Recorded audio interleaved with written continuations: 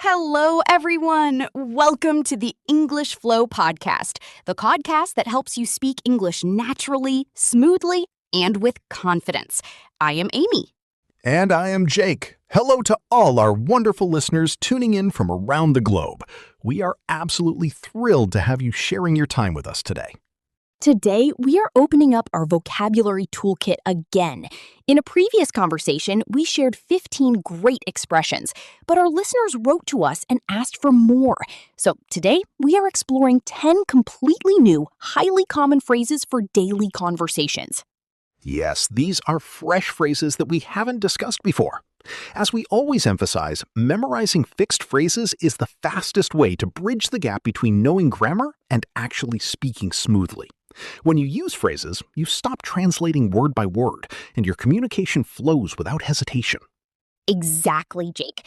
We have selected 10 modern, authentic phrases that native speakers use constantly, but you rarely find them defined clearly in traditional academic textbooks. We have grouped them into simple categories to help you process them easily. Let's start with our first category, expressing situations, plans, and daily schedules. Jake, what is our very first phrase? Phrase number 1 is I'm running a bit late. This is an essential phrase for social life and work. Instead of saying I am tardy or I will arrive late, we almost always say I'm running late. It means you are currently in the process of being behind schedule.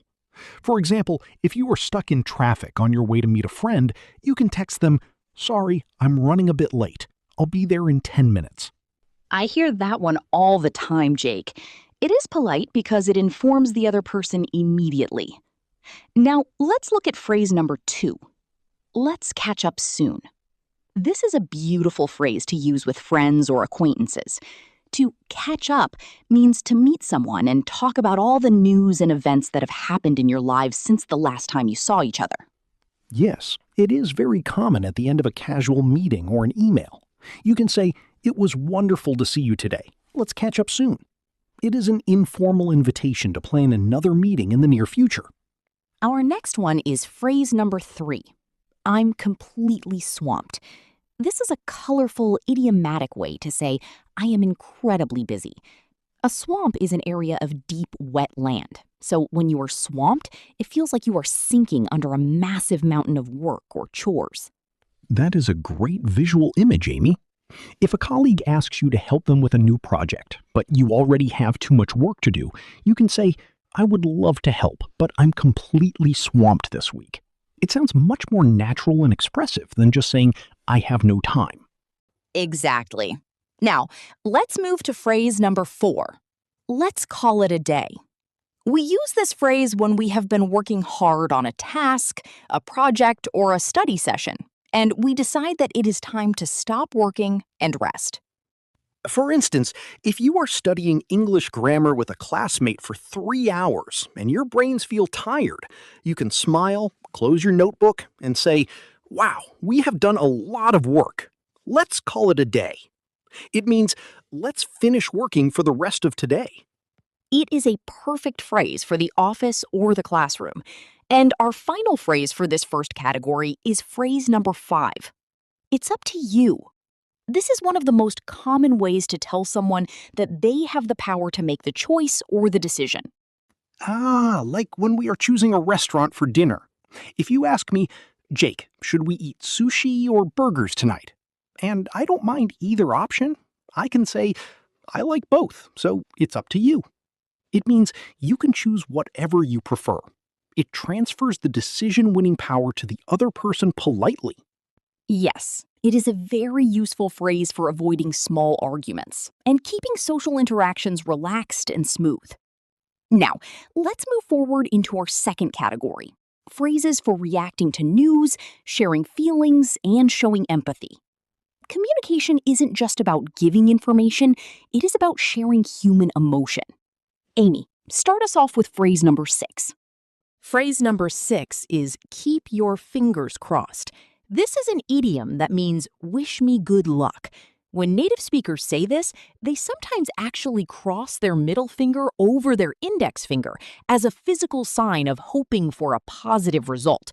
For example, I have a job interview tomorrow afternoon. Keep your fingers crossed for me. And if your friend says that to you, you can respond by saying, I'll keep my fingers crossed for you. It is a warm, supportive way to show that you hope they succeed. Another fantastic phrase for reactions is phrase number 7. That makes two of us. This is a brilliant short phrase that means I agree with you completely because I am in the exact same situation as you. Oh, give us a practical scenario for that one, Jake. Okay, imagine a classmate looks at you before a big exam and sighs, "Oh man, I am so nervous about this test." If you are also feeling terrified, you can look at them and say, "That makes two of us." It means I am nervous too, we're experiencing the same feeling together. That is a wonderful conversational alternative to just saying me too. It sounds very fluent. Our next one is phrase number 8. I can't make up my mind. This is a very common expression that means I cannot make a decision. Your mind is where you think, so making up your mind means finalizing your thought and choosing an option. I use this phrase when I am shopping, Amy. I will stand in front of 2 different jackets and think, I love the blue one, but the green one is also nice. I really can't make up my mind. It expresses that frustrating feeling of indecision perfectly. Yes, it is highly common in daily life. Now, let's look at phrase number 9. Never mind. This is a phrase that can sometimes confuse intermediate learners because it can change meaning slightly depending on your tone of voice. But the most common usage is to say, don't worry about it, or forget what I just said because it is not important anymore. Right.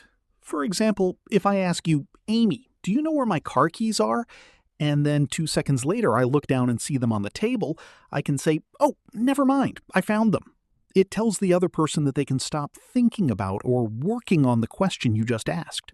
Exactly. It cancels your previous request casually. And our final expression of the day is phrase number 10. I'm heading out. This is a popular, modern way to say I am leaving the place where I am right now. The word heading means moving in a specific direction. Yes, when you are ready to leave the office at 5 o'clock, you can pick up your bag, smile at your coworkers, and say, all right, everyone, I'm heading out. See you tomorrow. It sounds much more natural and friendly than saying, I am departing now, which sounds like an automated announcement at an airport. Yes, I am departing sounds way too formal for daily life. I'm heading out is casual, warm, and perfect for intermediate speakers who want to sound natural. Now, we have completed our list of 10 brand new phrases. Let's do a fast, clear recap of the entire list so our listeners can lock them into their memory. Perfect. Let's review them one by one. Phrase 1. I'm running a bit late. You are behind schedule. Phrase 2. Let's catch up soon. An invitation to meet and share news later. Phrase 3. I'm completely swamped. An idiomatic way to say you are very busy. Phrase 4. Let's call it a day. Deciding to stop working or studying for today. Phrase 5. It's up to you. Telling the other person they can make the choice. Phrase 6. Keep your fingers crossed. Asking someone to wish you good luck. Phrase 7. That makes two of us. Agreeing because you feel the exact same way. Phrase 8. I can't make up my mind. Expressing that you cannot decide. Phrase 9. Never mind. Telling someone to forget about a previous comment. Phrase 10. I'm heading out. An informal way to say you are leaving a place. Thank you, Jake. That is a fantastic, highly practical list. Now, listeners, remember our golden rule of vocabulary study. Knowing a phrase means being able to use it, not just recognizing it when you hear it. If you just read this list and do nothing else, your brain will clear this information out of your memory within 48 hours to save space. That is a scientific fact, Amy. The human brain loves to delete information that we do not use actively. So how can our listeners prevent their brains from deleting these wonderful 10 phrases today? My recommendation is to choose just 1 or 2 phrases from today's list that connect with your real life. If you are a very busy person at work, choose I'm completely swamped. If you are someone who finds it hard to choose food from a menu, choose I can't make up my mind. Write those chosen phrases on a sticky note and place it on your computer monitor or your refrigerator. And then try to create 3 original sentences using that phrase. Say them out loud to yourself when you are alone in your room, practicing that solo commentary technique we discussed in our previous episode. By using your own voice to produce the words, you create physical and mental pathways that make the phrase permanent. Exactly, Jake. Learning a language is not an intellectual competition to see who can memorize the biggest dictionary. It is a practical skill, like driving a car or learning to cook. It is much better to master 10 phrases completely and use them with total confidence than to memorize 100 words that you are afraid to say out loud. I completely agree, Amy. Quality is always superior to quantity when it comes to conversational English.